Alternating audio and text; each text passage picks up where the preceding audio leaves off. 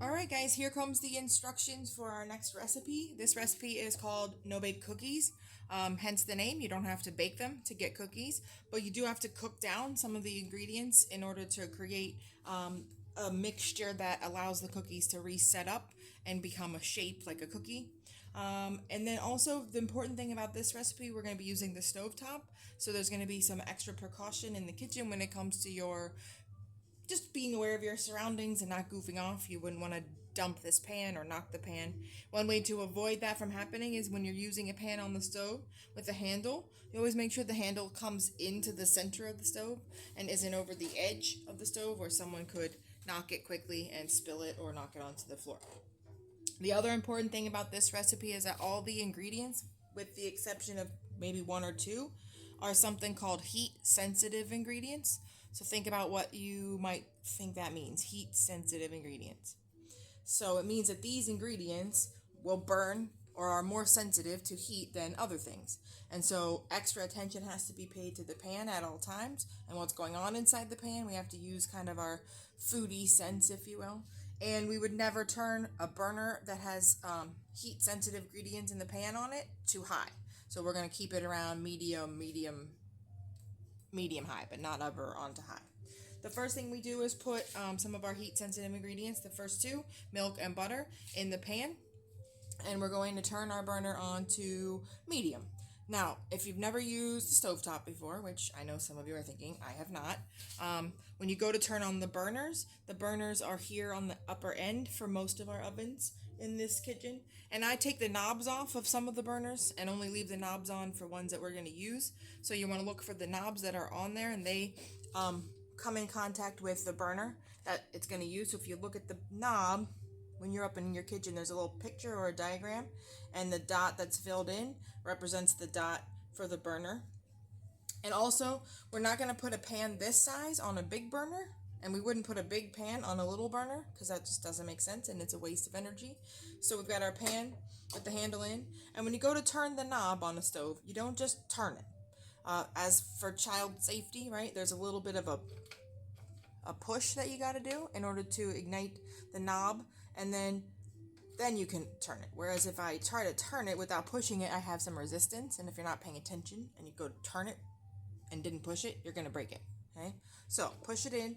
We're going to go down to medium, which is about halfway, about 5 on this stove, but on the other stoves it's about halfway.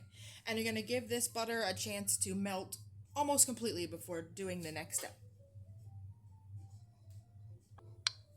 Alright guys, our butter is getting melted here in the pan. We're still waiting for it to melt a little bit more, but we're going to get ready to add the next few ingredients, which your partner could be getting together and helping you measure at this point. You're also going to be stirring with the rubber scraper. And once we add a couple more ingredients, we're going to talk about the technique of stirring and how important it is to do the stirring properly. Your first ingredient that's going to go in here in a second when the butter's a little bit more melted is sugar. When we measure sugar, it's just like when we measured our cake mix. You have to scoop it and heap it over, right? And then we level it so that you have the right amount. Level it right back into the container. We're also going to be measuring chocolate chips, which have a different technique, and cocoa powder, which is also similar scoop and level technique. All right, and then this is pretty close. Our butter is about halfway melted, so the sugar goes in the pan. Then the cocoa powder. Cocoa powder is very fluffy, so be careful when you go in there to measure it. It might poof out on you, kind of like flour but extra fluffy. And when you do this, definitely scoop and level. Cocoa powder is a flavor additive, so it's kind of like vanilla, whereas it might smell good and seem like it might taste good by itself, but it definitely does not taste good by itself. It has to be added to things that have sugar in it to enhance the flavor. This is just adding the cocoa flavor. 3 tablespoons of that. And then we need to add our chocolate chips, which is another half a cup. When you do something like chocolate chips, these are considered lumpy and bumpy ingredients, so you have to measure them, and you can't level it off. You have to use your hand to help you level it. So again, when we measure in dry measuring cups, we always over scoop, and for this one, we're just gonna kind of take our hand and level off like that. Okay, all of that goes into the pan. And the next thing we're going to do is Render this. Okay, that sounds kind of fancy. All that means is to remove some of the moisture from the pan by heating it up and steaming the pan, steaming the mixture in the pan. So the steam coming out is vapor or moist water vapor. So the steam's coming out of the mixture, which is going to leave a mixture that becomes thicker behind in the pan. In order to do this a little bit quicker, we're going to turn it up to a medium high. So again, push it in just a little and turn. We're going up to between medium and high, medium high. And at this point, we don't walk away from the pan at all. Okay, so we're going to get it stirred up. And the thing I was trying to tell you about stirring earlier, again, sometimes people kind of just forget that cooking is made up of a bunch of little skills that you get really good at. Just like any sport or any musical instrument that you play, it's a bunch of little skills that you put them all together and you become really good at it. Same thing with cooking, and stirring is one of those little skills. So when you stir, you got to make sure you're in contact with the bottom of the pan. We're using a rubber scraper to stir, and the sides of the pan. Okay, so you don't just stir in the middle and move it around like this. You got to really kind of get in there. Okay, I'm going to put this over on this side and so it's not over the edge. But look, like I'm going all through the mixture and I'm not splashing everywhere, right? Keep it a little bit controlled and get all of that stuff mixed in there all the time. You're trying to get this to look kind of smooth, and we're also going to bring it to a boil, which is a little scary because, again, all of these things are heat sensitive. The chocolate's heat sensitive, the sugar's heat sensitive. Heat sensitive ingredients are anything that are high in fat and or sugar. All right, you should be seeing this steam coming out of the pan. That's good. That means we're getting closer to boiling. Boiling means we've got bubbles on the entire surface of the mixture. So we're not quite there yet. But as soon as we get there, we have to time this for 2 minutes. And I don't want you to be all stressed out about setting a timer. I just want you to count in your head, you and your partner together, to 120, right? So that you can keep this mixture from burning, but get it to the thickness or consistency that we need to make our cookies. So we're almost there. Okay, so I'm going to wait here to let it get boiling. I want you to see. Okay, we're still steaming out. That's good. You can sort of hear it steaming from the bottom. Okay, and so we've got the bubbles happening. We're not completely, this is more of a simmer right now. Not completely boiling yet. Still staying in contact with the sides and the bottom of the pan without splashing everywhere. Okay. Okay, it's gonna get there. And then once it's boiling on the whole surface, we'll start counting to 2 minutes. See it? Bubbles, bubbles, keep stirring.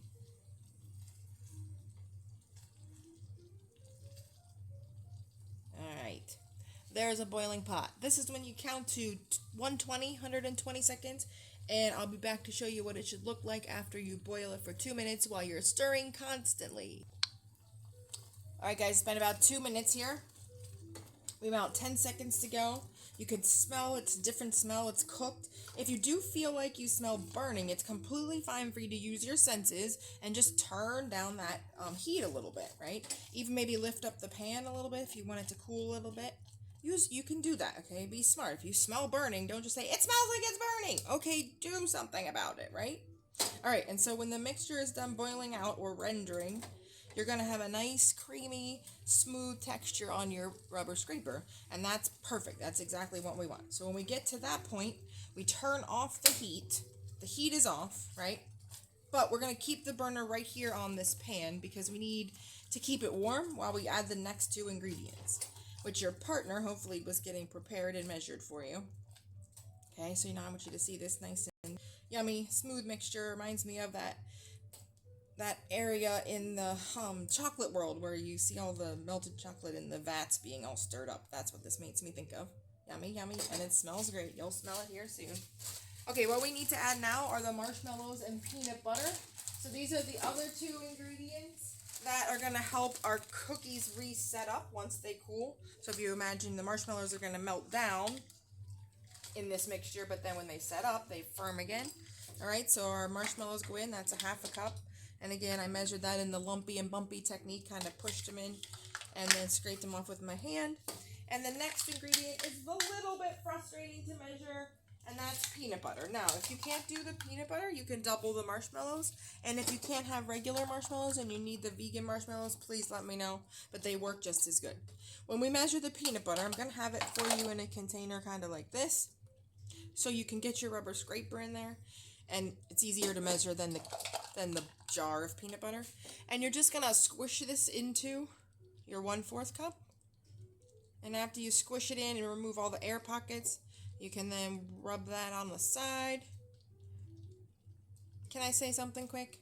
I'm kind of measuring over the countertop a couple times. Over the stovetop. I don't want you to do that. I'm doing that so you can see it in the camera. But if you do that too often, you end up spilling stuff down into the burners in here and making a mess and actually causing a little bit of a hazard, because if that burner isn't cleaned and someone turns it on, those little particles of food could cause a little bit of a fire issue. Okay, so again, measure off to the side. All right, so look, now we got all this gooiness in here, peanut butter, marshmallows, and we stir it up good. So the pan is still on the burner. That's warm. It's not on, but it's warm. It's creating enough warmth in this mixture. Ooh, it smells good. Reminds me of my grandma's house. All right, sorry. Yeah, so it's melting this enough so that those marshmallows and peanut butter get nice and smooth. And again, we're stirring with our technique, right? We're going back and forth on the bottom. I'm touching the sides with my rubber scraper. I'm touching the bottom with my rubber scraper. And I'm getting all those areas. And you notice this mixture now is gotten even more thick and creamy. Okay, the final ingredient, actually the last two ingredients, we've got vanilla. We need about a teaspoon of that. And we need to add this into the mixture at this point. After it's kind of cooled, vanilla will evaporate very quickly at a high temperature. We learned this a little bit in our monkey bread recipe. So we can't add it to a mixture while it's cooking. Otherwise, it's kind of pointless to add it because it'll just evaporate the flavor out and you won't even know it's there. So that goes in now. And then you're going to put in the oats. Now look, I know some of you are like, I don't like oatmeal. That's fine. I'm not making you eat oatmeal for breakfast, okay?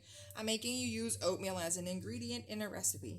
And so it's worth a try for you to give it a chance to say, okay, I don't like oatmeal by itself or oatmeal as a breakfast cereal, but you might like it as an ingredient. And it's actually a healthy ingredient in a sense, so it kind of balances out all this yumminess that's not necessarily so healthy. We kind of give it a little healthy kick with the oatmeal.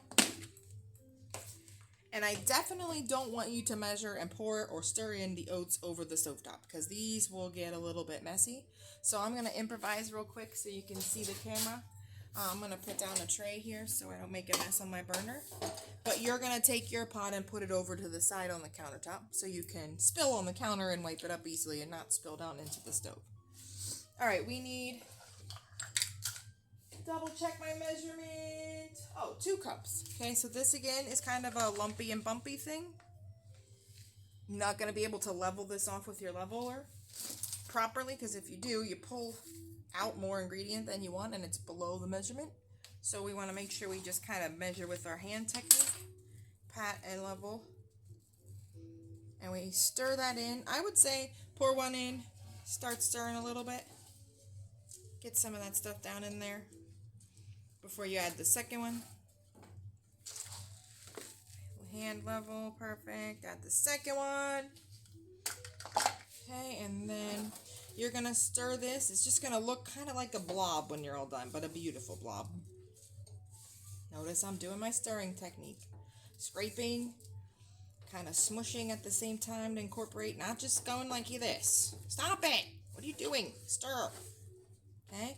This is actually even a technique sort of called folding in, which we'll learn more about next year. But you kind of like imagine folding it in half. Like that. Okay. Yeah. Something like this is exactly what we're looking for. Okay, and then when you're done, you got your mixture all ready to go.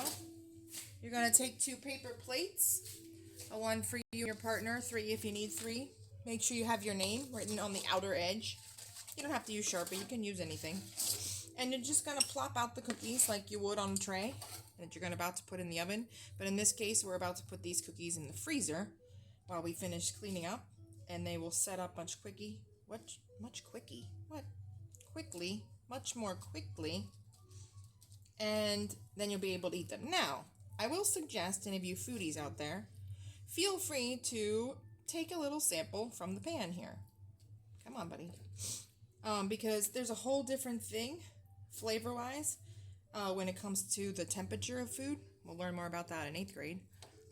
But it tastes different than it's going to taste after it cools and comes out of the freezer. So, sometimes I kind of like it warm better than I like it cold. Just depends on my mood. Okay, continue filling up your pan. Your plate, both plates. Put them right into the freezer. Let them set while you clean up, and then you can take them with you and have a nice snack after school. The pan's going to be a little hard to clean, so get that down inside your bubble bath. Oh, rubber scraper, too, is going to be a little hard to clean for sure. Everything else, this guy that you measured the peanut butter in, he's definitely going to be hard to clean. He should be in your bubble bath already, soaking. Okay. Have fun, guys.